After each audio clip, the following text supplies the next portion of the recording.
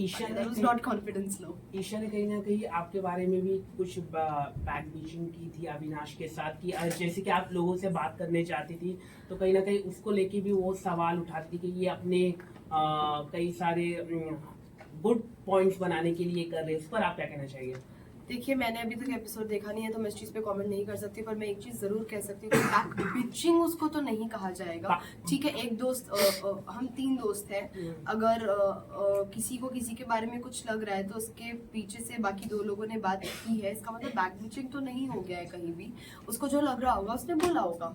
वैसे बाहर आप लोगों की गैंग को चुगली गैंग ये नाम दिया गया है। Yes, I'm तो aware. या सो डू यू थिंक कि एक्चुअली में आप लोगों के पास में कोई टॉपिक नहीं होता था? ऐसा कुछ भी नहीं है। अगर हम दूसरों के बारे में इतनी बात करते थे जहां हम उनके लिए ओपिनियंस अपने बता रहे हैं, मस्ती मजाक कर रहे हैं, जजमेंट पास कर रहे हैं, इतनी बात करते थे तो इतना सारा हमारा खुद का हंसी मस्ती एक दूसरे के बारे में होता था।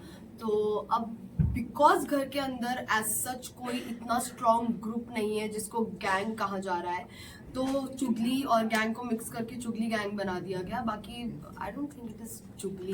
सब लोग यहाँ पे आपके एविक्शन के बाद एक चीज देखी गई कि शिल्पा जी जाकर ईशा के साथ कहीं ना कहीं बैठ रही थी, और दूसरी चीज ये कि शिल्पा मैम और ईशा काफी अच्छा बॉन्ड शेयर करते हैं। Yes, they were talking about कि अच्छी लड़की थी, घर से बाहर हो गई।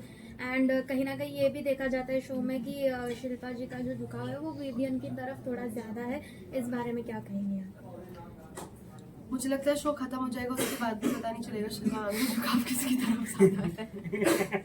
आपके जाने के बाद करण ने ये कहा कि आपको अफसोस होगा बाहर जाने के बाद, जिसके साथ वो बैठे हुए थे दिग्विजय। बिल्कुल भी नहीं, not 1%, not at all. Alice कहीं ना कहीं जब करण का अविनाश का इविक्शन हुआ था तब आपको पैनिक अटैक भी आया था, उस चीज का काफी मजाक उड़ाया गया है, इस बारे में आपका क्या कहना है? I think it is very sad because मैं अकेली ऐसी इंसान नहीं हूँ इस दुनिया में जिसको पैनिक अटैक्स और एंजाइटी अटैक्स आते हैं।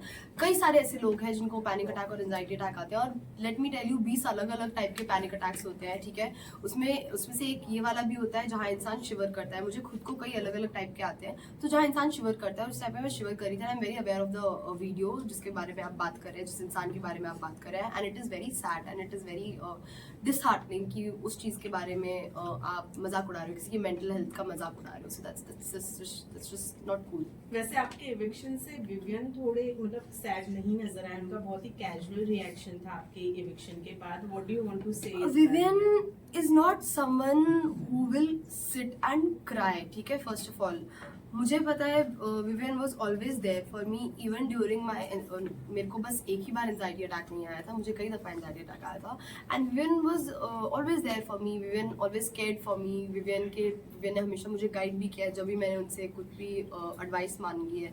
मैंने उनसे 20 मिनट मांगे हैं तो उन्होंने 3 घंटे दिए हैं, 15 मिनट मांगे हैं तो 2 घंटे दिए हैं। ठीक है, so he was definitely very sad.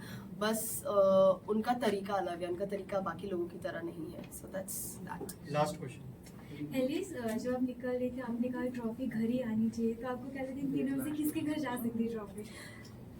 आनी तो घर ही चाहिए, बट अगर मुझसे एक इंसान पूछा जाए तो मैं बोलूंगी विवियन।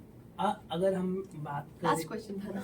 एक सवाल जैसे कि आपकी रिश्तों के बारे में कई सारे बात हुई थी, कहीं ना कहीं ऐसा लग रहा था कि makers try to destroy your relationship, what उस पर आप क्या कहना चाहिए? I wouldn't say makers try to destroy my relationship. मेरा रिलेशनशिप इतना, पहली बात तो makers didn't try to do that. Secondly, मेरा रिलेशनशिप इतना फ्रेजाइल नहीं है कि बस एक स्टेटमेंट से वो टूट जाए। Alice, thank you. Thank you.